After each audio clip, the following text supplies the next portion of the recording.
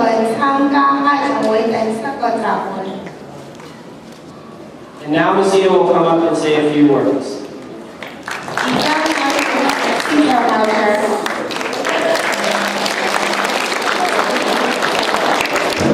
非常之多謝呢兩位同學，歡迎大家嚟參加由方玉平學校，歡迎大家嚟參加由方玉平學校1年1度嘅美國黑人歷史集會。咁今日我哋好開心，因為咧見到好多家長同埋同學咧，用好多精神同埋時間準備咗一啲好有意思嘅資料為大家分享，請你留心。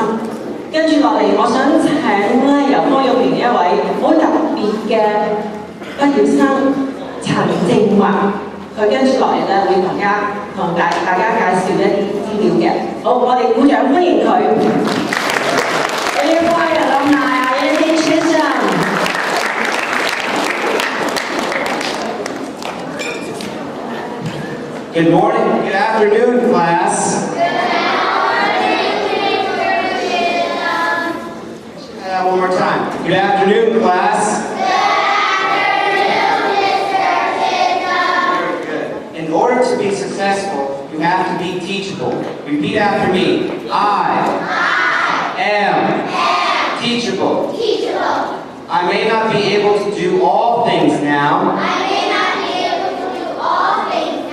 but I am teachable. I may not be real famous now, but I am teachable. I may not know the way now, but I am teachable. I may not be rich now, but I am teachable. I may not know now, but I am teachable. I am loved. I am beautiful. I am intelligent. I am good. I am strong. I am free. I am a good reader. I am going to college. And I am saved. And I can do all things through Christ. That strengthens me. Very good, class. And now for our daily news. Seated.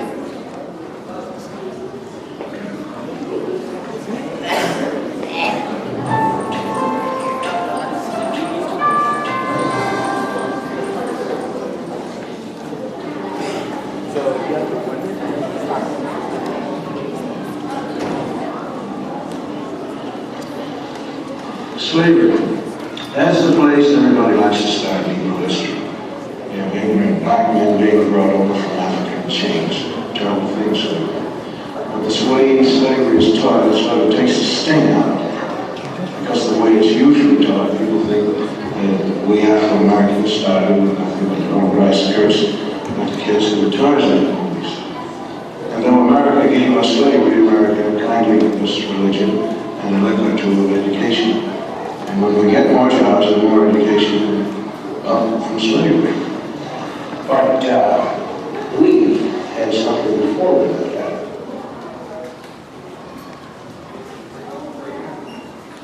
Now for our breaking news.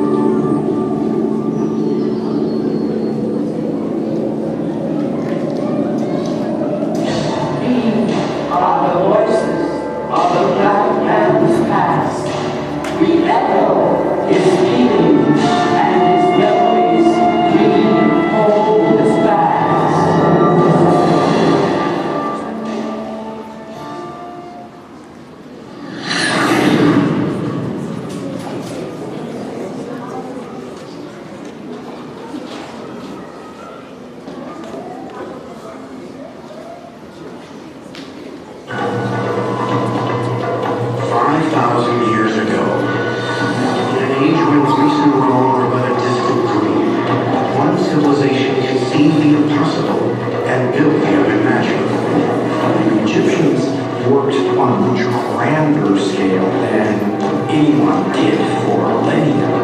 Enriched by their conquests and empowered by their gods, the indomitable pharaohs of Egypt built the ancient world's first stone monolith. Its tallest building, oldest dam, most impenetrable fortress, greatest city, and the ultimate monument to one ruler's ego. It's a clear message. Do not mess with Egypt. Egypt's engineers boldly redefined the limits of architectural possibility, but their road to eternal glory was riddled with blood, betrayal, and outright disaster.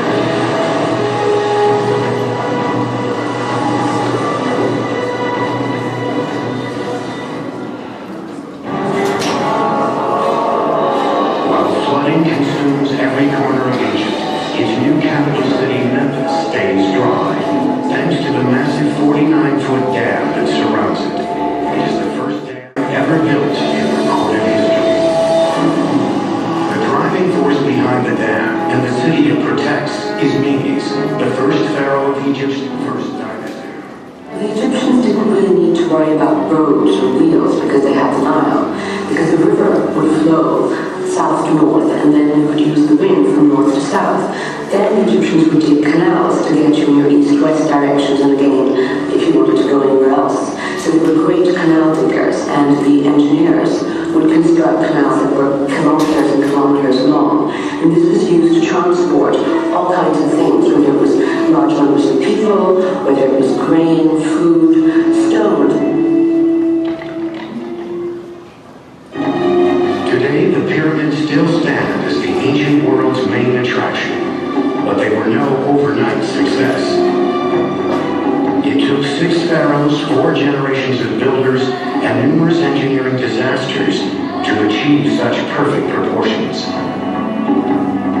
The pyramid builders began their quest for architectural perfection at a place called Saqqara. It was there in the year 2667 BC that an enterprising young pharaoh named Djoser claimed the throne and commissioned the world's very first stone superstructure. His tomb project would solidify Egypt's standing as the world's most advanced civilization and propel his pioneering architect into the pantheon of the gods.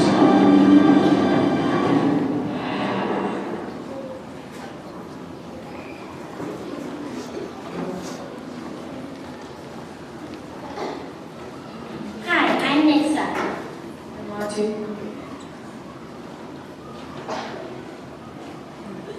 Which country or nation do you think set the standards for education? I don't know. Japan? Was it China? India? Actually, the correct answer is Africa.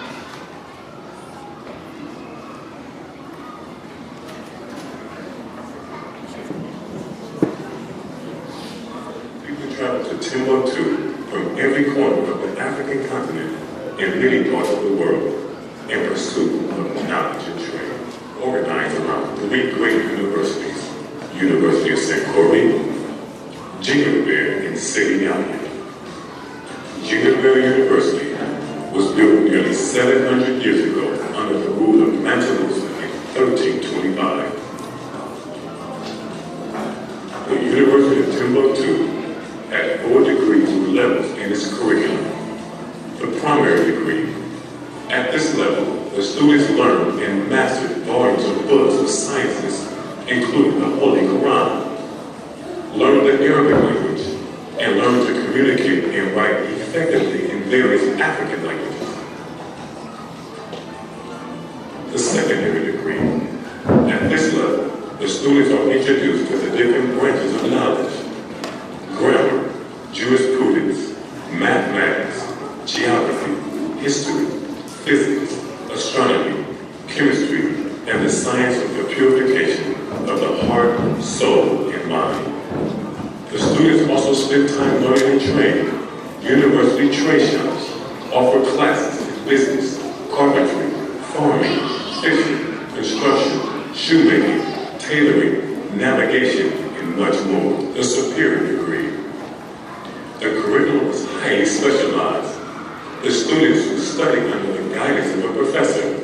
It involved advanced research and extensive writing. Graduation was based upon a student's excellent moral character and his mastery of the sacred knowledge. The Circle of Knowledge. This was a elite group of imams, scholars, and professors. It was here that the most important and crucial issues of the empires and the world were discussed and debated. Leaders of the time, such as Dastgir Muhammad of the Songhai Empire, Mansa Musa of the Mali Empire, Sheikh Ahmadu of the Fulani Caliphate of Macedon, the emirs and the sultans of the provinces of the Sudan, sent crucial questions to the scholars of Timbuktu.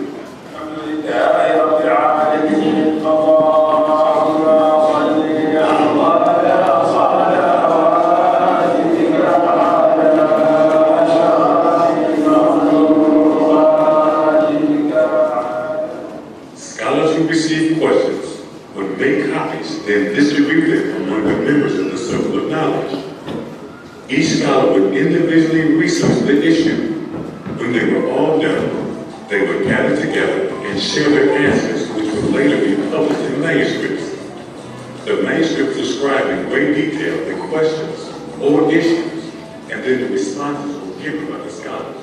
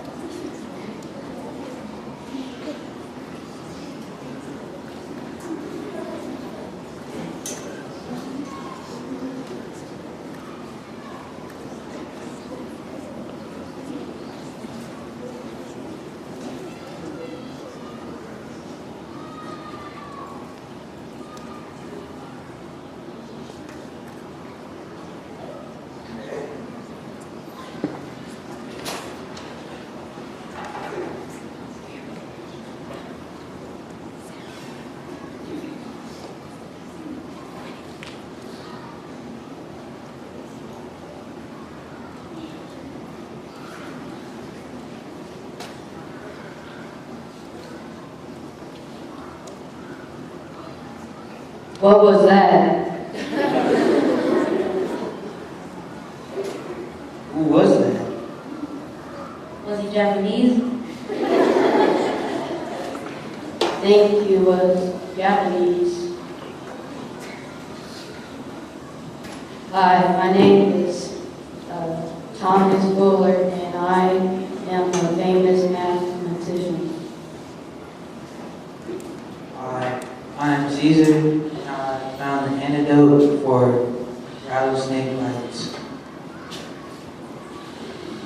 I am Primus, a doctor.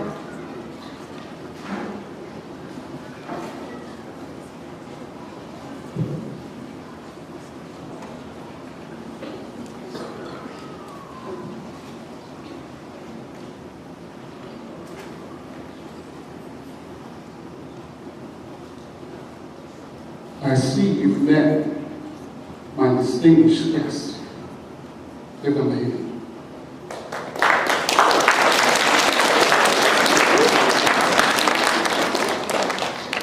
Did something happen before I came out? Was someone here in my spot? Who was it? You don't know? What did they look like? He had these shoes on? Did he have this on? Did he look this good? He looked this good too? He's a fortunate, or she was a fortunate person. Were they in costume? Yes. Did they act differently than what I'm acting now? Yes? Have any of you ever dressed up and took on a character? Princess, Superman, Batman, What role did you play? Nice and loud, sweetheart. A mermaid. She dressed up like a mermaid. Are you still dressed like a mermaid now? Only for a short while, yes? Because you liked the idea of changing for a little while, yes? Was it your choice to change? Your mom's. Okay, but you agreed with your mom, yes or no? Yes. So when we take on different characters, we're not really trying to change who we are we? No, are we? Well, most of us, most of you, when you take on characters, you change out of it and become who you are most of the time, yes? Wasn't the case with black people coming here to America. The A, stolen legacy. A is an absolute. Stolen means that someone steals from you, and to steal means that you take something that what? Does not belong to, and you did not have permission to take. Boy, you guys are good. Give yourselves a hand.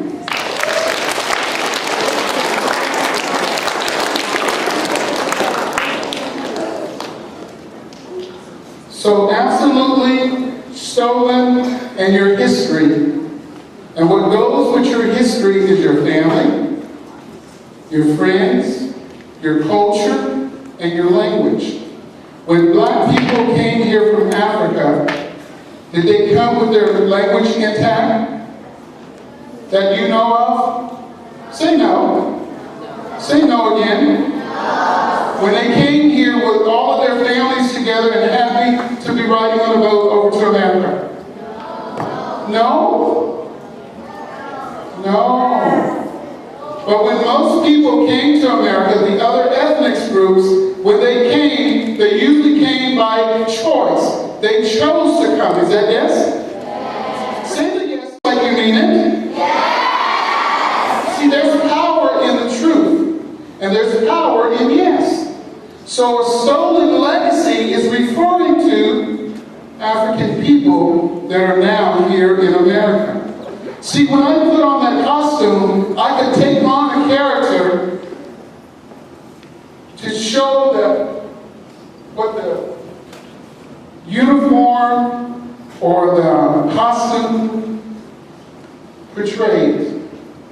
In this case, it was a samurai warrior. But I'm not a samurai warrior. No, I can tell you now. The point that I'm making is, we as black people were brought here and were forced to take on a role, not just for a short period of time, not just for fun, not for amusement, but to change a people's lives for not the best, but for the worst. How many of you are proud to be Chinese descent? Raise your hand. You should be. Absolutely. How many of you are proud to be of European descent? Raise your hand. Everyone that's of European descent should raise their hand. And that's a very good thing. Whatever nationality you are, or ethnic group that you are, you should be proud of that. When black people came to America, we were told to divorce ourselves from our families. Dads were taken from their wives and children. Mothers were split away from their husbands and children and sent to America. Children were stripped away from their families and sent to America on slave ships without permission of their parents. Now, what does that have to do with the stolen legacy? Well, you met my three distinguished guests, and we're going to explain to you why. My first guest is Mr. Fuller. Mr. Fuller, take a step forward and take a bow. Give him a hand, please. Let me give you a brief idea of Mr. Fuller's story. When he came to America, because he was put in a costume of a slave. But was he really a slave? No, because in Africa, he was not. His home, he was not. But when he came to America, they put a costume on him and said, now you're a slave. But let me tell you what was underneath when he takes off that costume. Mr. Fuller was a 12-year-old mathematical genius. He could do math much faster and much more accurate than any American scholar, professor at the time. They even went so far as to bring in some of the best minds to challenge him. And when they finally had the courage to challenge him, that 12-year-old was now 70 years old.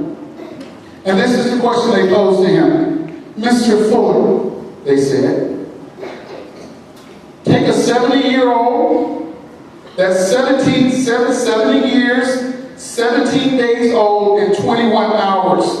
We want you to compute that into seconds. So the white mathematical geniuses started working with their pen and paper. Mr. Fuller, in a minute and a half, said 2,538,300,000. And they stopped. They said, well, he's incorrect. He's over. These are the numbers we came up with. And Mr. Fuller looked at the slave owner and said, I computed the leap year in. Every 4 years you have a leap year, so you add a day. And when the mathematical scholars added it in, they found out that Mr. Fuller, the slave, was correct. Did he learn that in America? No, he had to have it before he left home. Where was his home? So do you understand that the slave was just a title and not who that person was and at the time? So when you look at the slave movies, understand that these people didn't ask to be here. And they had a very functional society before they arrived to America. Give Mr. Fuller a hand again, please. Please stand up, go up and introduce yourself one more time, please. Quickly. This is Caesar. That's not his family name, but that is a name that was given to him when he took on this uniform in America called slave. Caesar was a medical practitioner. As he told you earlier, he developed a cure for rattlesnake bites. Are rattlesnake bites serious? Can they kill you? Yes. Mr. Fuller thought well enough of the people that had enslaved him to teach them how to save themselves and others from rattlesnake bites. See, we come from a culture that believes in sharing and loving regardless. Give Mr. Caesar a hand. And my third distinguished guest is Mr. Primus. That's not his family name. That's his uniform name in America. But Mr. Primus told you that he was a physician. He's a doctor. From home. Where's his home? Say it like you mean it. So before he came to America, he knew how to help and heal people. So when his slave owner died, he continued the medical practice by treating whites as well as blacks. That's giving, isn't it? Would most people treat those that treat them badly well, regardless? Probably not. There's one thing you need to understand and know about the African and the African that's been transplanted in America.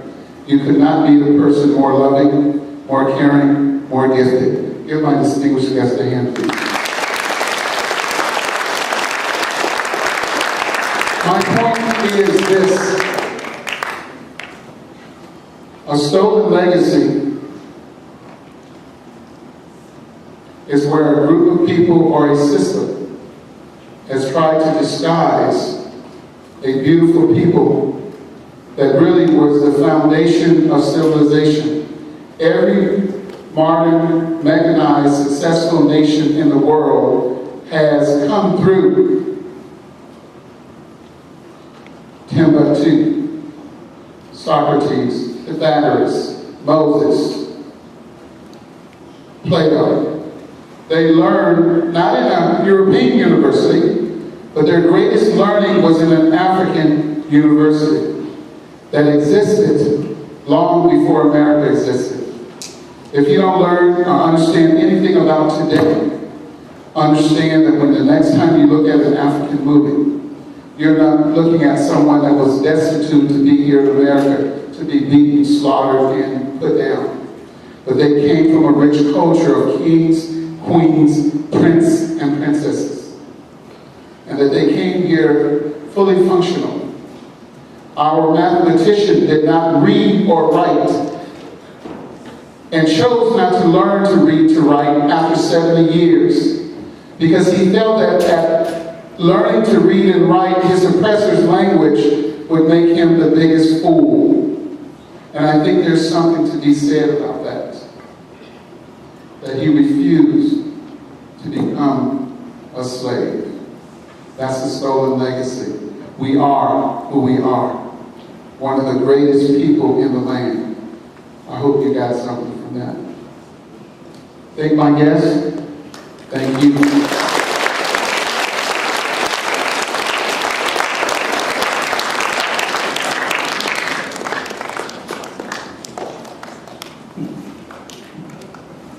Oh, I have a question for you.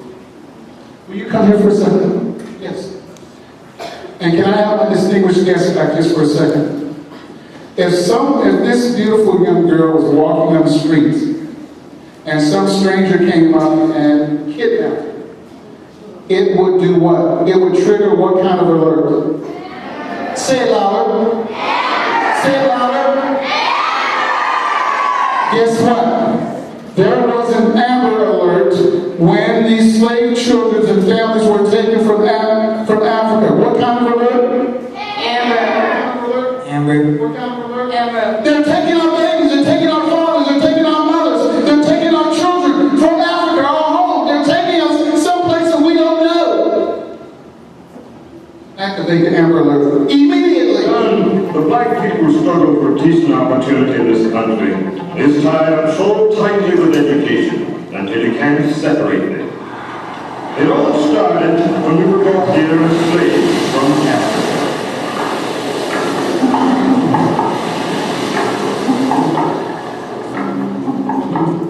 We were snatched from our native land, herded like cattle onto the stifling slave ships, tossed brutally onto the shores of the new world. We who spoke Igbo, Hausa, and Indian were forced to learn our master's native tongue. our tribal customs that we had followed for centuries were outlawed. The order of the day was to follow the whims of our master. Learn and speak only his language. Worship only his gods. Imitate only his culture. Learn what he wanted us to learn. This was the curriculum of the Black Man's first school in America.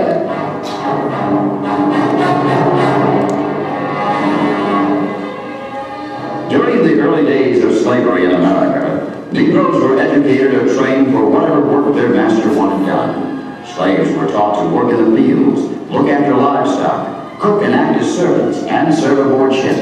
Some were skilled craftsmen. In fact, they brought many of these skills with them. There was no school for them, but many did learn on their own to read and write. Some of these slaves escaped. There are newspapers still on file to prove this.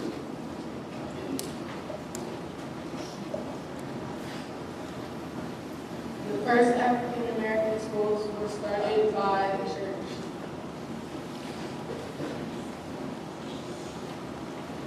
When did black people start going to school in America? One of our first school started by the churches? That's right. For example, one religious man named Elias New founded a school in New York City back in 1704. Elias New taught slaves how to read and write along with their 10 Commandments and other religious studies. The slaves were eager to learn, but in 1712 there was a slave revolt in New York City, and many masters blamed New for it, saying that a slave who learns to read and write will become unhappy being a slave. But the royal governor made it possible for Mr. New's school to continue, and the slaves from New's school would take it upon themselves to teach other slaves.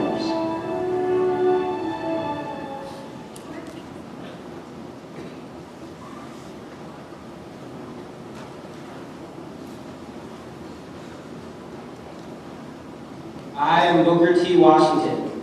I believe in industrial education, and this is my story. I'm W.E.B. Du Bois, and I value higher learning. This is my story.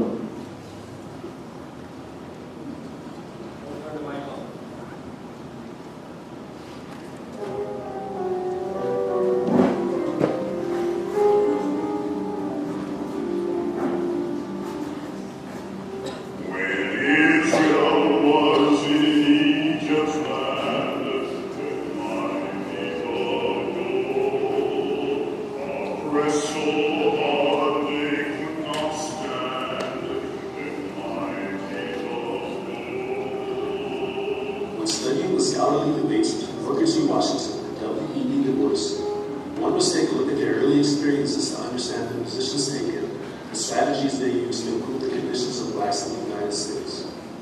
The debate between the two was centered around education. Education was not the only issue up for debate, but it was essential. Washington took a position that focused on industrial education, while Du Bois focused on higher education. Washington was born into slavery in Franklin County, Virginia. Washington spent a significant amount of his childhood in slavery. After emancipation, he worked menial jobs for much of the remainder of his childhood. Washington's strong desire to learn allowed him to gain a basic childhood education while maintaining other jobs. Wanting to further his education, he attended Hampton Institute.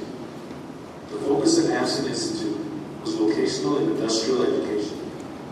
After his 3 years of studying at Hampton, Washington was persuaded that industrial education was the way to improve the conditions of the black race. Du Bois was born in Massachusetts. He did not experience much racism as a child. He was an excellent student. He possessed an aptitude for learning. He finished high school at the young age of 16 and proceeded to further his education at Fisk, which was located in the South. While at Fisk, Du Bois experienced racism and segregation firsthand. Du Bois responded to the new experience of segregation without fear. Du Bois was quoted, "A new loyalty and allegiance replaced my Americanism. Henceforward, I was a Negro." After completing his studies at Fisk, Du Bois went on to study in Berlin and Harvard. He became the first African American to receive a doctorate from Harvard. Du Bois believed that the higher learning of the talents attended would uplift the race.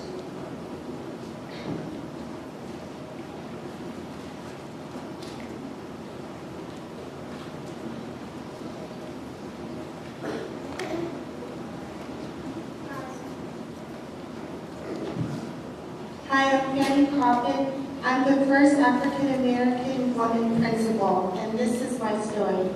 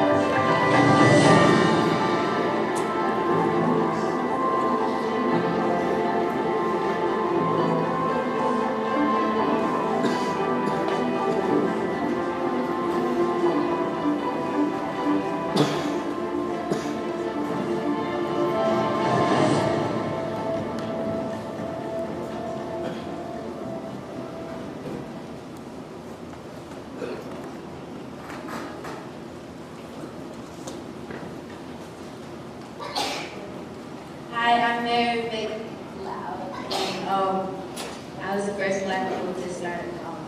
This is my story. She walked 5 miles every day to Maysville Industrial Institute for classes held in a local church. Mary studied reading, writing, arithmetic, and the Bible. Her thirst for knowledge impressed her first teacher, Miss Wilson. 4 years later, Mary graduated and returned to the farm because there were no more schools for African Americans in her community.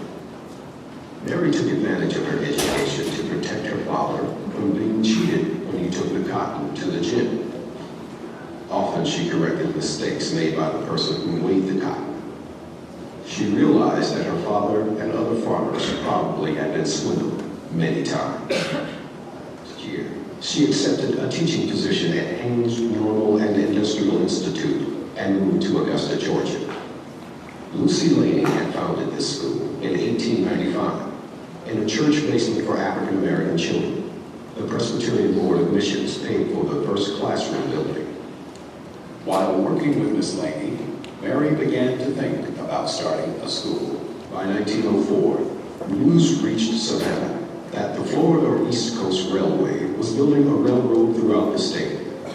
This meant plenty of new jobs. Bethune also saw this as an opportunity to open a new school for families moving to the region. She felt funding would come from wealthy winter residents in Daytona Beach. When Mary and her family arrived in Daytona, they came to a city divided racially. African Americans lived apart from whites in the worst section. This was where Bethune wanted her school. But she did have a goal in that. And her goal was that she was going to teach African Americans. Without faith, nothing is possible. With it, nothing is impossible. Faith in God is the greatest power. The great two is faith in oneself. I am Ruby Bridges, and I am the first African American student to integrate an all-white school. Here is my story. I was one of 4 6-year-old children, girls, to integrate the public school system here in New Orleans in 1960. When I look at the Norman Rockwell painting and I see myself, I always say that the lesson I took away was a lesson that Dr. King tried to teach all of us. And that was that we should never look at a person and judge them by the color of their skin. I crossed a picket line, a mob every day for a whole year. There was a woman there to greet me. She did everything she could to make my day fun. She not only taught me, but she read stories to me, we played games. I knew that if I got past the mob and inside of the building, I was going to have a great day. And it was because of her. So she showed me her heart. And I began to realize that there was no way she was like the people outside. I couldn't judge her the same way. And so I believe at that moment, I learned the lesson that Dr. King died trying to teach us.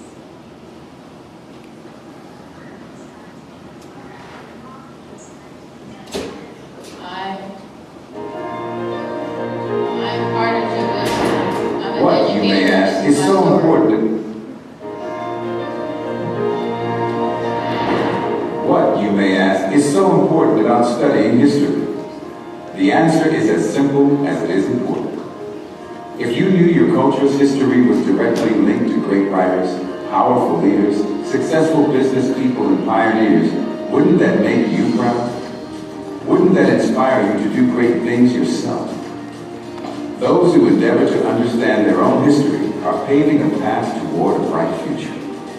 Carter G. Woodson, the father of Black history, knew that knowledge of the African American experience would be the last way to destroy the chains of slavery, and so he made it his life's passion. Before Carter Woodson began publishing his own writings and those of contemporary historians, there were few media outlets that would shed light on the full story of African and African American achievements in the United States. He made sure Americans heard a different side of the story. In 1926, Woodson founded Negro History Week, which later evolved into Black History Month. To this day, the occasion continues to remind all Americans of the great accomplishments of writers, entrepreneurs, civil rights leaders, artists, and educators who helped create modern America.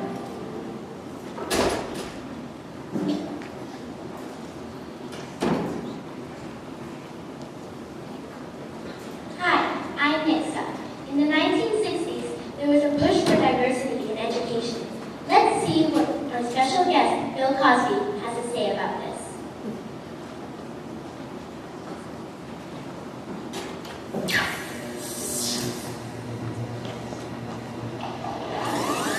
No, I could never fit in that. Never get in that at all. This is more like it. Now, what's the whitest thing you know? Whiter than German snow than the whites of your eyes? Sugar. Non-integrated, non-black, sweet sugar. But you see, there is a black man in sugar. His name is Norbert Rillier. Norbert Rillier in 1846 invented a vacuum pan, revolutionized the sugar refining industry. Now, you have to dig to find that fact. I mean, it's not much history, but it's still history. Now, what do you stand in your shoes? Now, there's just you and your shoes, isn't it? No. See, there's a black man standing in your Oxfords with you. Sharing your soul and your heel is a man's name is Jan Ernst Metzel. And in 1863, this is one of the other kids, Metzel had invented a machine that made mass-produced shoes possible. Now you have to dig around for that fact too. And again, it's not much history, but it's history.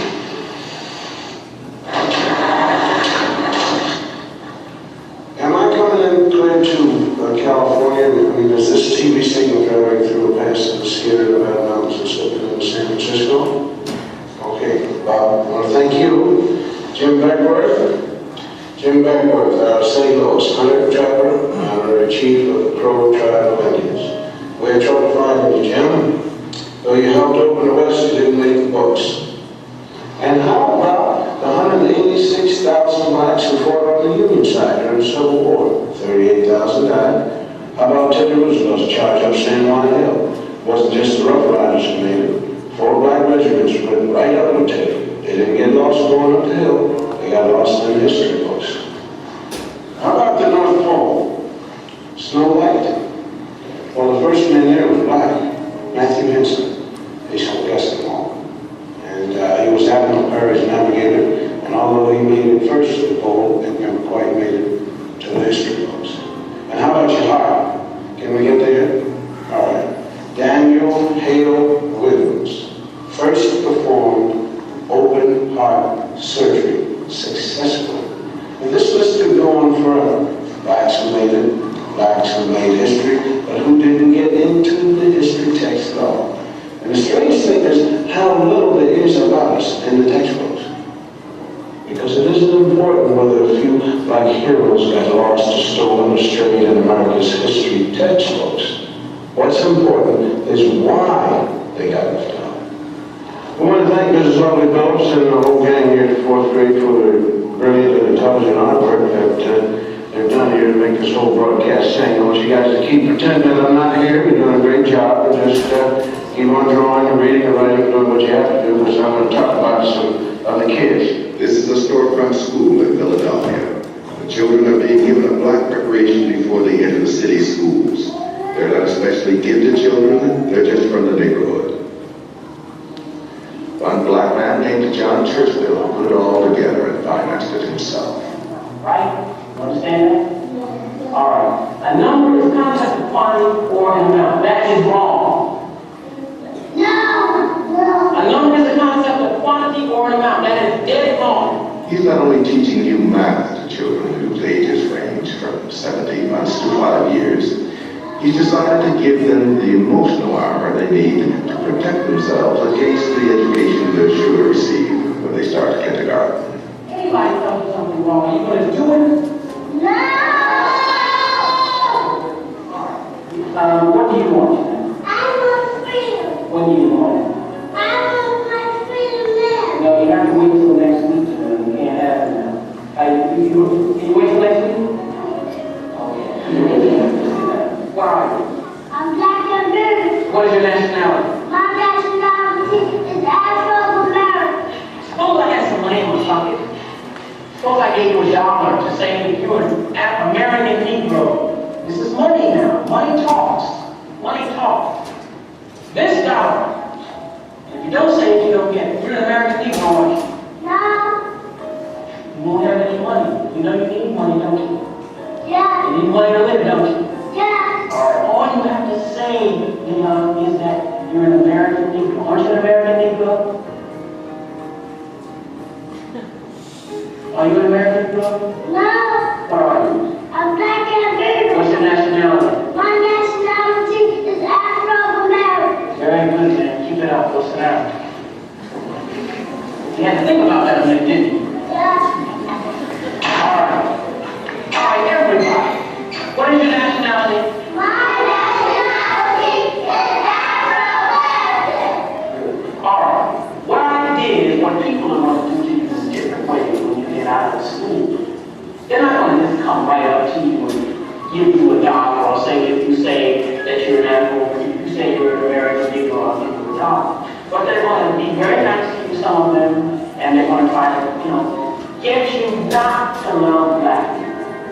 They're going to try to get you to, be something other than you are. They're going to try to make it seem as though you're different from the masses of black people. And they want you to go away and play. I'll give you special things that you just come along with me and do what I say. But you must reject it now. You know that means you're not going to have the money you'd like to have. And money is not important. We need money, we know we can buy things with it, but money is not the thing that we're living for. The only thing that makes a person worth living is being a man and being a woman, being strong in character, being straight, telling the truth, and living in the truth and doing the right thing. You understand that? So no matter what happens, I want you all to always tell the what?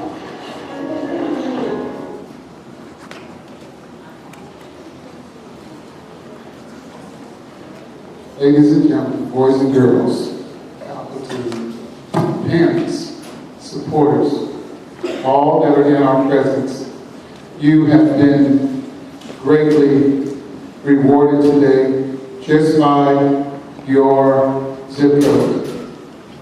Was that a fantastic show today or not? Let me know.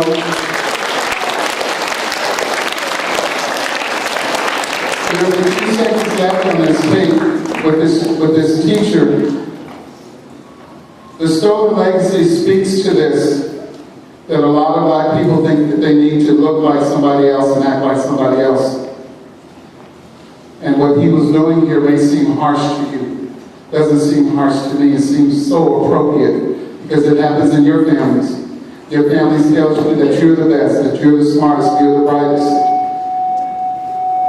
Black families have taken on the cloak of slavery and forgotten because they've taken on America's education system that sort of suppresses our ability to learn. And what this man told these young boys and girls was that you don't work for the grade, you work for knowledge. You work for truth. You work for truth. And in truth, you may grow. I want you to take a quick glance over here at this board. You see that board of all those Post-its? If you see it, say yes. Yes. On that Post-it are dreams. And on one of those Post-its it says, I dream for world peace. One said, I dream that the whole world doesn't have to go hungry and everyone have food. One says, I dream to have a Stanford education. Another one says that I dream that my family is always together and not split up. Are those the dreams of the average American family? say yes? Dr. Martin Luther King says, I have a dream. I have a dream, and so do you. But what makes dreams powerful? When we dream together, that's when it's powerful. It's not what I can get because I'm black or if I'm African, or what I can get because I'm Chinese, or what I can get if I'm European. When we dream together, then we can live together. Then we can stand together. Then we can love together. Then we can share together. Then we can play together. Then we can build each other up together instead of tearing each other down. Then we can be united. Unless we dream together, unity, diversity doesn't mean a thing. Diversity isn't because you put black boys, black girls, and Chinese boys, and everyone else together. That doesn't make diversity. Diversity is when you dream together and you build a better world together and not separate. Together we can achieve what? Say more. Together we can achieve what?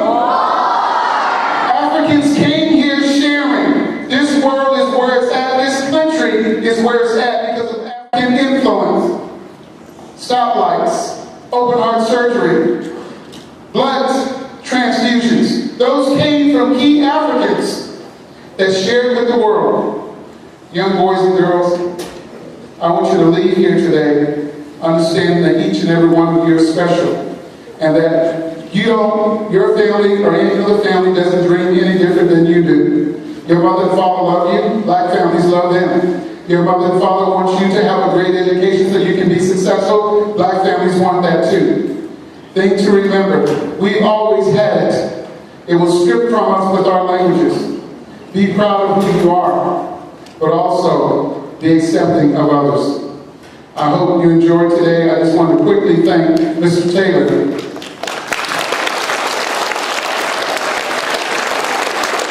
Thomas family, Silver family, Logan family, Scott family, Greg Long and his crew that set up the beautiful stage and took photos and videos and all that good stuff.